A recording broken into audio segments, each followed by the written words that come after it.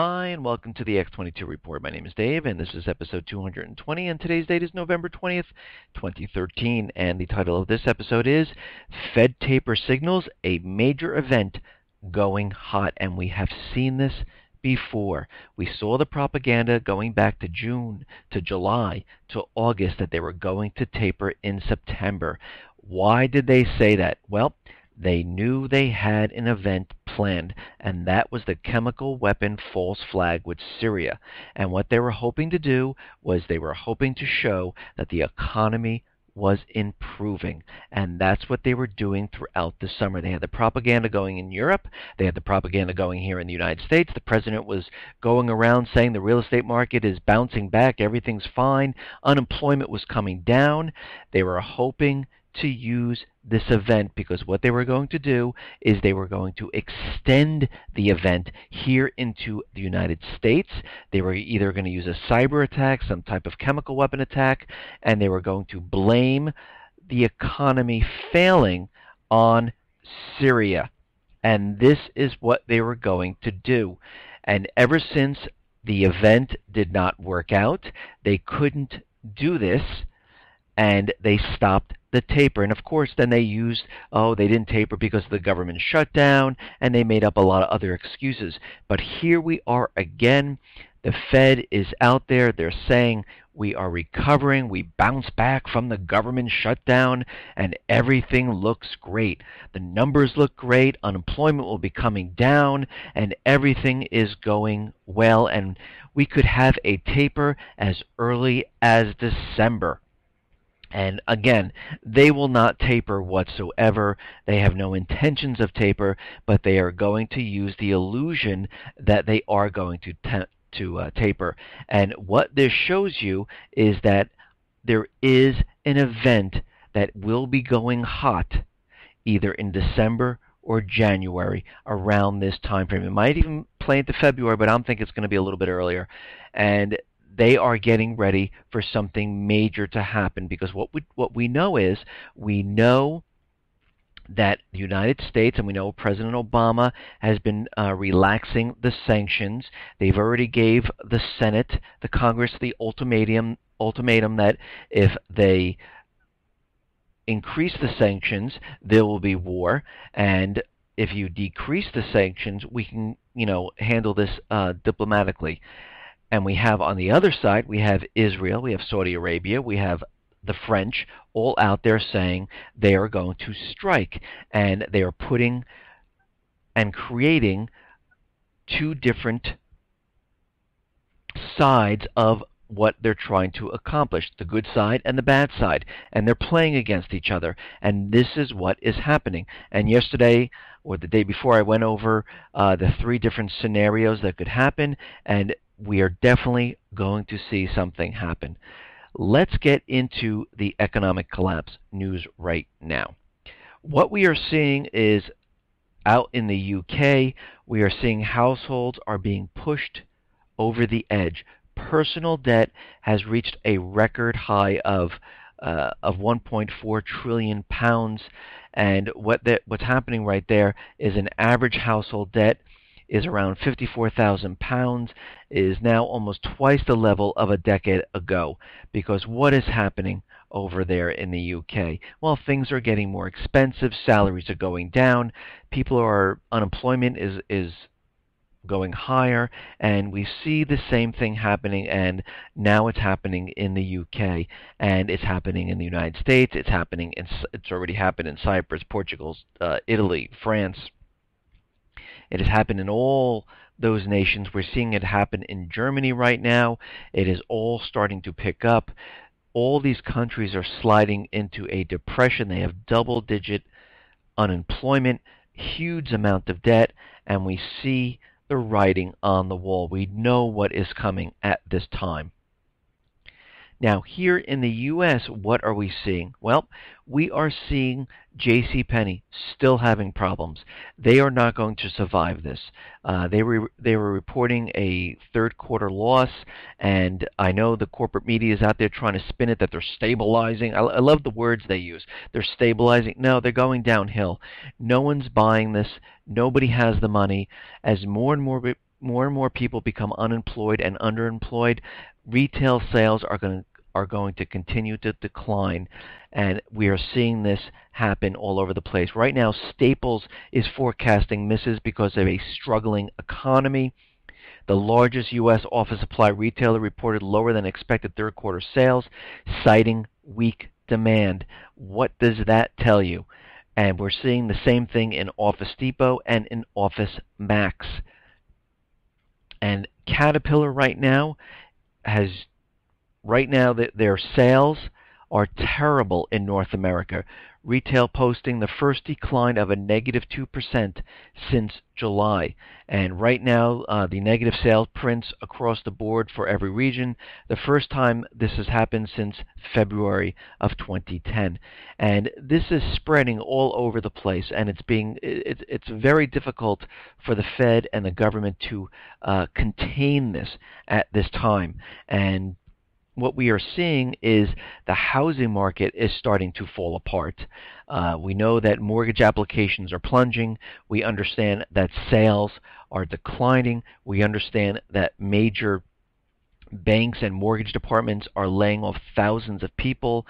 We understand that the Fed wants to pump in more quantitative easing to soak up and buy out all this toxic real estate and the additional foreclosures that will be coming, plus the additional treasury bonds that are being sold by every foreign nation that is out there. And right now, home sales have plunged at the fastest rate in 16 months.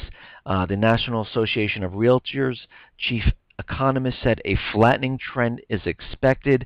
The erosion in buying power is dampening home sales. Oh, really? Is that shocking to anyone? It isn't to me. When unemployment, and I'm talking about the true unemployment, if that is around 24%, reaching almost 25%, and the youth unemployment is around 50%, and most of the people who had homes went through short sales or foreclosures, so do not have the credit now to purchase another home. And those people who are getting laid off, because every couple of reports I report on the major corporation layoffs, if all these people are getting laid off and they're getting temp jobs or they can't find jobs, how is anyone buying homes? And right now, the median time on the market for all homes was 54 days in October, and that is up from 50 days in September. And short sales were on the market for a median of 93 days right now. And this is going to escalate. It is not going to get better. And of course, what are they going to do? They're going to reduce what you need to get a mortgage. Pretty soon, they'll be not even making checks anymore or credit checks. They'll just be taking anyone, because this is the only way they'll be able to keep the market propped up. We saw this happen when? Well, we saw it happen from 2005 to 2008, and guess what? We know exactly what happened at that point. Everything came tumbling down. And what's happening right now is the United States debt is rising so fast because they just cannot create enough revenue to support the amount of debt the government has.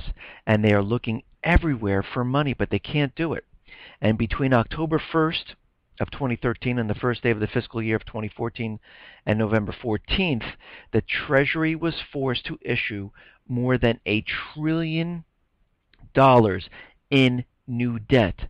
The government needed $1 trillion to cover government obligation and expenses that exceeded $255 billion. The $255 billion, that was the tax revenue during the same 6-week period. So they had $255 billion come in from taxes. It wasn't enough. They needed an additional $1 trillion to cover the expenses. Where did this money go? Well, the newly borrowed money went to pay off maturing securities the Treasury had sold before and had come now due again. And this is what is happening.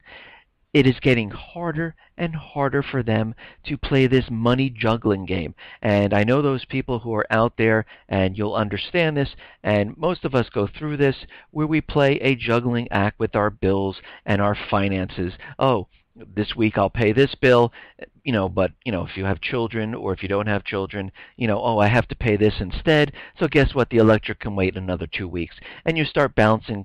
But there's a certain point where you can't do this anymore. As bills continually go higher and higher and higher, it gets more and more difficult to juggle all of these different things. And this is what is happening to the government right now. It is getting very, very difficult to juggle everything that they are doing at this time. Talking about taxes, talking about the government needing more revenue, let's go to Obamacare now. Obamacare is a complete mess. It is a disaster. It is not for the people. I've said this over and over, and if you're new to my reports, go back a couple of reports. You'll understand what I'm talking about when I talk about Obamacare. I don't believe it's for the people whatsoever.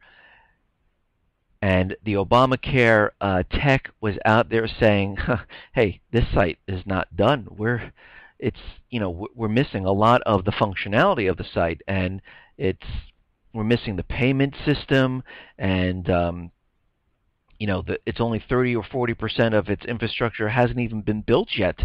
So I don't even know how everyone's using it." And we can see that it is not working at all, and it is a complete disaster. And I hope it never gets to work, because we don't want Obamacare. We want it to be removed. We do not want it. It does not help us at all. There is no competition with it among the insurers. And we are seeing this all over the place. I'm reporting on people who've seen their premiums go up, where their deductibles have gone up. And if you don't understand that, a deductible is something that you need to pay first. So if you have a $6,000 deductible on insurance, you have to pay $6,000 first, and then the insurance company will help you out. And at the same time that you're paying the $6,000 deductible, you're still paying your premiums, but you're getting no help from the insurers. And we're seeing this a lot. Now, this Obamacare fiasco is going to get worse. And right now, an independent analysis is showing and is warning that Obamacare is a ticking time bomb. Well, I think we all know that it is a ticking time bomb. And they are predicting that a second wave of cancellations are coming in, and this is going to be between 50 million and 100 million insurance policies that will be canceled. We are going to have a nation, instead of having insurance, they will have no insurance. And most of these people will not be able to afford insurance. And I was reading an article about a business owner who says that he has about 600 employees, and the employees were paying something like $9 per week for their insurance, and the company would make up the rest, and their total bill came out to about $750,000 a year for medical insurance. When they looked into Obamacare going onto the exchanges, and they weren't insuring all 600 people, because some people opted out of it, and you weren't penalized when you did that because their spouse might have had insurance someplace else. But now under Obamacare, people cannot opt out, or you're penalized. So this company was saying that they looked into Obamacare, and if they went off of what they had right now onto a new insurance policy, instead of $750,000 a year, they would have to pay $2 million a year. And each person wouldn't be paying $9 a week, they'd be paying $30 a week, with a deductible of around, I think it was like $5,000 per year. And their deductible right now with their other insurance is about $150. So you can see this is a no-win situation for pretty much everyone. Now, we are seeing the police state close in around us. And in Texas right now, drivers were being pulled off at random, and they were asked to turn in blood, saliva, take breathalyzer tests, and people didn't realize that this was voluntary because the police didn't make it voluntary. They told them to pull over. They didn't say, oh, this is a voluntary thing, you can go if you like to. They kind of forced it upon them. And this is a police state mentality. It is a complete violation of the Fourth Amendment. And this went on to say that dozens of Texas drivers have been stopped at a police roadblock where they were then directed into parking lot and forced into surrendering blood, saliva, and breath samples in a study that has upset civil liberties advocates because they just can't pull you over. And it just doesn't seem, and this Kim Cope was saying, it just doesn't seem right that you can be forced off the road when you're not doing anything wrong. She gestured, and she's saying, I gestured to the guy in front that I just wanted to go straight, but he wouldn't let me and forced me into the parking spot. And she didn't want to do anything, and she said finally, to get out of there, she took a breathalyzer test, but again, it just did not feel voluntary. This is a practice to see if people and how they would respond to this type of police state mentality. And guess what? A lot of the people went along with it. Again, if somebody stops you, the police need a reason. You need to break a law for you to be stopped. They just can't stop you for any type of reason. You are always free to go. And they can't search you. They can't do anything. They can't make you give blood, saliva. None of this it's all against your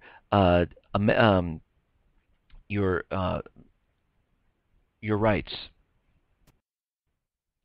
Okay, now we understand that the Philippines had a terrible disaster. My heart goes out to all those people who lost someone, and it is just a very terrible disaster. But we understand that the United States has been using the Philippine base there, and the Filipinos have said they do not want a permanent United States military in this area, and Washington right now has deployed a massive military force to the region. They have a nuclear-powered aircraft carrier with 5,000 sailors, and they also have a strike group of 2 guided missile cruisers, and they have 2 guided missile destroyers, a cargo ship, a survey ship, a submarine, and 3 amphibious warships, and 2 other combat ships. And pretty much they're just taking over the entire region right now. And while this buildup is referred to as the providing assistant, it is clear that the U.S. military is just not assisting their Philippine counterparts, but commanding them. U.S. forces are operating the air traffic control tower at the airport, controlling which flights are allowed to land and take off there. And they are, having the Philippine people do what they say. And Washington right now is seizing the opportunity afforded by this catastrophe to stage an immense photo op. It is using the devastation in the central Philippines to demonstrate the capacity of its armed forces in the region and to open the door for its military buildup throughout the region directed against China. And they're bringing everything there, hoping to keep everything there for a longer period of time, and eventually have the Filipino government say, okay, you know what, why don't you stay here permanently and help us out? And this is what they are hoping for, because their aim is to maintain this circle around China, because they understand China is a huge, huge threat, and they understand that war will be coming to this region. Now, the U.S. is worried about China's nuke bombers hitting military bases, and they're very concerned about this, that China has a new long-range nuclear bomber that can target previously unreachable U.S. military bases in the Pacific, specifically Guam, and they are very, worried, and they're trying to diversify and encircle more of China with other bases, and they're trying to set up more military assets, and the U.S. military has made Guam a key strategic military hub in the Western Pacific as part of Washington's new pivot strategy of realigning American forces toward Asia. The United States has planned to conduct more joint military exercises in the Western Pacific and encircle China with a chain of small air bases and military ports. China is considering the Pentagon's focus on the pivot to the Asia-Pacific as a strategy to counter China's increasing global influence. And we have to understand why they are doing this. They understand that China is slated to be the next reserve currency, and they are not part of the private Western Central Bank, and anyone who is not part of the private Western Central Bank is an enemy to the central bankers, and we understand that. And this is why the central bankers need to get into Syria and Iran, and this is still an ongoing event. And right now, Syrian rebels are committing suicide attacks, and they are doing this on purpose to try to bring down the Assad government. We saw the bombing where it killed generals, where it killed 30-something troops. They are now using suicide bombers to try to bring down more of Assad's military force, and they are doing this to help out what eventually will come, and that is a strike, and they're trying to weaken Assad's forces, trying to get rid of the higher-ups, so it will be easier when the time comes, and this is why we are seeing this at this time. Now, we also understand that the United States is not leaving Afghanistan. They've made a pact. They are staying. And Russia is asking, since a lot of the troops have moved out, but they're keeping a military force there, why does the United States need 9 military bases there? And we have to remember, Afghanistan is a strategic location because it's right next to Iran. It is a direct path for Russia to move into Iran to supply them with weapons. And again, Afghanistan has natural resources like copper. They also have lithium. They also have the poppies, which they use to create opium and to sell on the black market to fund their covert operations. But again, Russia is out there saying, if you are moving out and you're only keeping a certain amount of soldiers there, what's up with all these bases? And we know what this is all for. They're not looking for terrorists. They're keeping the bases there because they are going to use them when the war breaks out. And the United States, of course, said, well, we need these 9 bases to train, the top brass of the Afghan Defense Ministry. And this is why we need them. And the Russian government said, well, that's about 400 people. You really need 9 bases for 400 people? And again, of course, they didn't answer, and that was the end of that. And we understand what is really happening at this point is that Afghanistan is a strategic location. It is a perfect place to set up and keep these bases during war because it gives them access to Russia. It gives them access to Iran.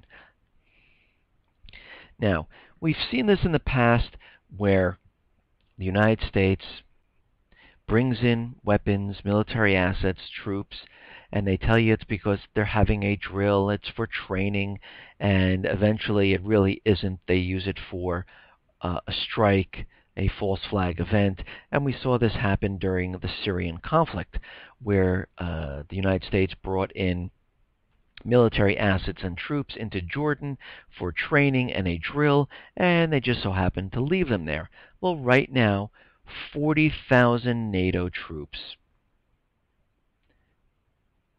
are going to stage huge European war games. And this is a drill. They're training there, and they're going to have many different training exercises. And this is going to, last until 2015 and beyond. And they're going to be stationed right against, Russia, and they'll be having drills. And we know what this is for. They are positioning these troops to be ready to go when war breaks out. And this is why they're training. This is why there are drills. And this is why all of this is happening at this point. And this report goes on to say this is very suspicious in regards to the NATO's upcoming missile defense system, which the organization claims is preparing for rogue state scenarios from the likes of North Korea or Iran. However, the system would be pointing its weapons directly at Russia in the latest move.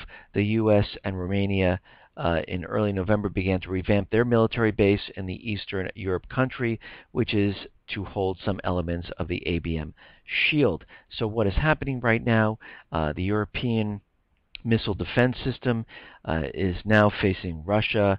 And they are putting up a screen to protect the European nations. The NATO forces of 40,000 troops are being set there, and they're being left there on purpose because they understand the war will be getting started, and they want certain areas to be ready to go. And Rainer Rupp, a former German intelligence officer, sees the games as nothing more than part of a continued effort of intimidating nations that don't follow voluntarily the U.S. and the European lead. Again, Russia does not have a private Western central bank. China does not. Iran does not. Syria does not. North Korea does not. And this is why you see all of this happening at this time, because we understand eventually these central bankers, when the system is falling apart and collapsing, their only out is war, and they need to take all eyes off of them and put them on another country. Now, the Joint Chiefs Staff General Martin Dempsey has a message for Americans, and he was on the Wall Street Journal. They gave an interview, and he is saying right now, the nation is vulnerable to a large-scale cyber attack from adversaries around the globe. We are vulnerable, make no mistake about it. And you have to remember, he handles the cybersecurity force, and he handles the cyber assets. And when he looks around, and what he is seeing is that there will be some type of attack hitting the United States. And of course, we already know this, and we understand that this will be a false flag event. And this is why we're seeing glitches. This is why we're seeing cyber attacks against the Chicago Mercantile. This is why we see NASDAQ having certain glitches. This is why we see the banks, Wall Street, the power grid, all having these drills, because what they're doing is they're practicing on what is going to really happen coming very soon. Now, WebSense has put out the potential cyber threats in 2014. And, they're saying that organizations must up their security game as attackers continue to seek new ways to penetrate traditional defenses at every stage. And they're saying denial of service attacks will kind of die off because they really don't do anything. All they do is they make the site inoperable for a little bit of time, and that really does nothing. What their main concern is they're predicting that there will be, in 2014, some type of major data destruction attack that will happen, that will actually go in to the stock market, destroy some records or stock holdings. It will go into bank accounts and destroy the data of who has what money in their accounts.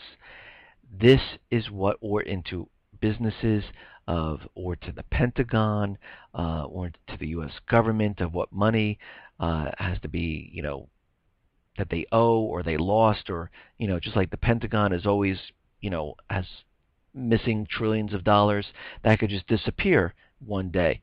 And this is what they are saying, that some type of data destruction. Now, along with what General Dempsey has said, and of course all the other reports that I've been doing, some type of attack is going to happen, and we understand this.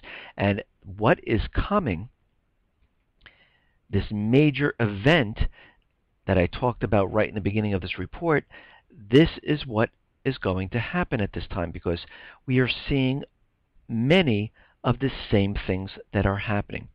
Right now, gold has been smacked down. In my other reports, I've said we will see gold being pushed down, pushed down, pushed down, and this is an indicator that a major event is ready to go hot. And what I'm talking about is this false flag event. We've seen the same thing happen before the Syrian event. Now the Fed is back saying that in the coming months they are looking to taper. And from the Fed minutes, what they're saying now is that several significant risks remaining for the economy, but not too bad.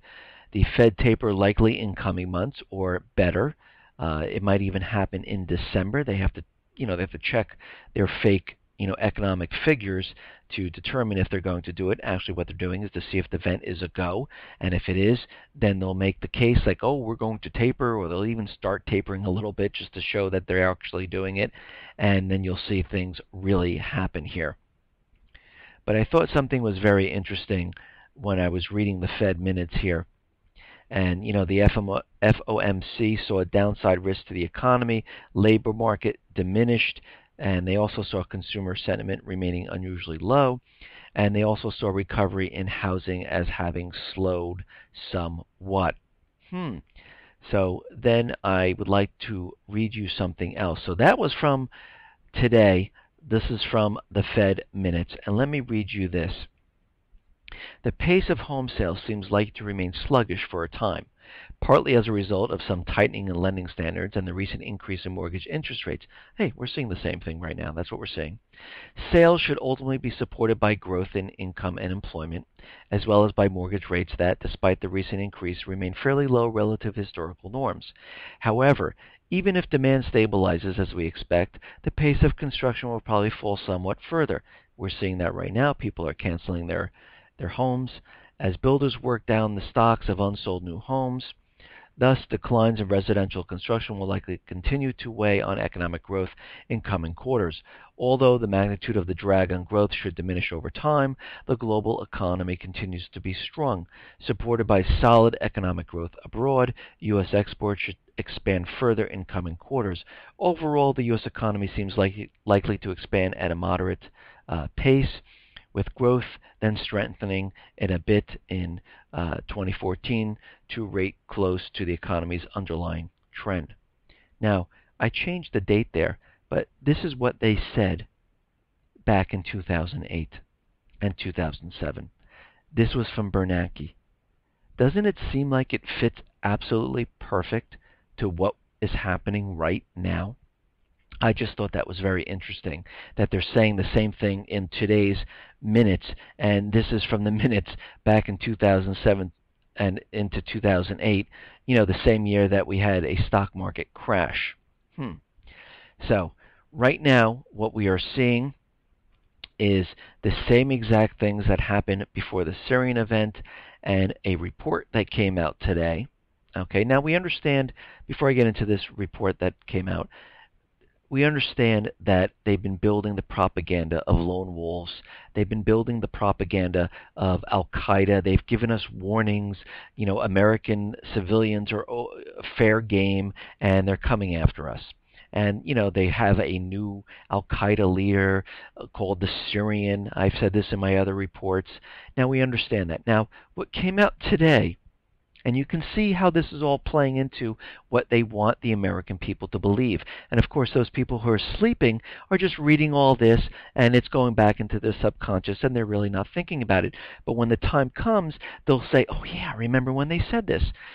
So right now, the U.S. may have let dozens of terrorists into the country as refugees. Several dozen suspected terrorists, bomb makers, including some believed to have targeted American troops, may have mistakenly been allowed to move to the United States as war refugees, according to the FBI agents. And this goes on to say that these are trained Al-Qaeda terrorists in the art of bomb making that are inside the United States, and quite frankly, from a homeland security perspective, that really concerns us. And what they also went on to say is that these groups that are in the United States are lone wolf groups, and they cannot be traced. Now, I just want to bring you all back, and for those people who know, you'd have to listen to my other reports, but I have it on the x22report.com site. It is the potential false flags, and I keep track pretty much of everything that I think will be a false flag. And hey, I'm not perfect, I might miss something, but I keep there and I like to refer back to it. So on May 28th, 2013. DHS can't locate 266 illegal overstays that pose a national security risk. And today, we are hearing that they can't find some of these immigrants that came into the U.S. So you see how this all plays into one another. They like to build up these things over time. Now we have lone wolf groups, we have bomb makers running around in the U.S. And this is what they want us to believe, because this all fits into the false flag event that will be coming in the next couple of months. And this is how they are preparing us for all of this. And all of what they are saying now completely fits in to their agenda. The event is being planned, the pieces are being put together, and like I said in my other reports, this is not going to be a one-off event. This is going to be a multiple event. This gives us some time. We understand that this will and is going to happen. There is no peace. There is no reduction or in Iran's nuclear facilities. This is not going to happen. Yeah, they might come up with a peace type of document, but you're going to see what happens after that. This is going to go hot, and they're putting the pieces together. The plan is in the works. They understand from the Syrian event that the people of the United States and the Congress do not want war. They do not care what happens overseas. The only thing, and they realize this, that is going to wake up the people and make them beg for war is to have something horrific. And when I say horrific, I mean devastating, bloody, something that you will never, ever forget. It will happen here on American soil. If you saw the World Trade Center, I was in New York at the time, that was horrific. That was scary. That was devastating. This is going to be worse than that. Listen, everyone, I really appreciate you listening, and we do have time to prepare. And if you haven't prepared, I would start, I would take some money, keep it wherever you have to keep it, where it's safe. I would purchase gold and silver if you can. I would get food and supplies, because we do not know what these events will bring. We do not know how people will be affected when this occurs. We don't know if the powers go. Well, we do kind of know that the power is going to go out, because this is what they've been training for. You need to have batteries. You need to have food and water. Those people who've prepared, who've been preparing, who prepared during the Syrian crisis, now is your time to start and keep preparing. Hopefully you didn't get rid of your supplies. I did not. I kept on purchasing a little bit at a time. Again, I don't buy everything all at once. I've been doing this for quite a while. I buy things every time I go to the store, so it's not that big of a hit in my pocketbook, in my wallet, I should say, my wallet, and, or I should say my wife's pocketbook. And this is what I continually do every single time. I continually add to my food stores. I continually add water. I continually buy batteries. I continually buy medicine. I continually buy toiletries and all the things that you need. Listen, everyone, thanks a lot for listening. Be well, be safe, and especially be prepared.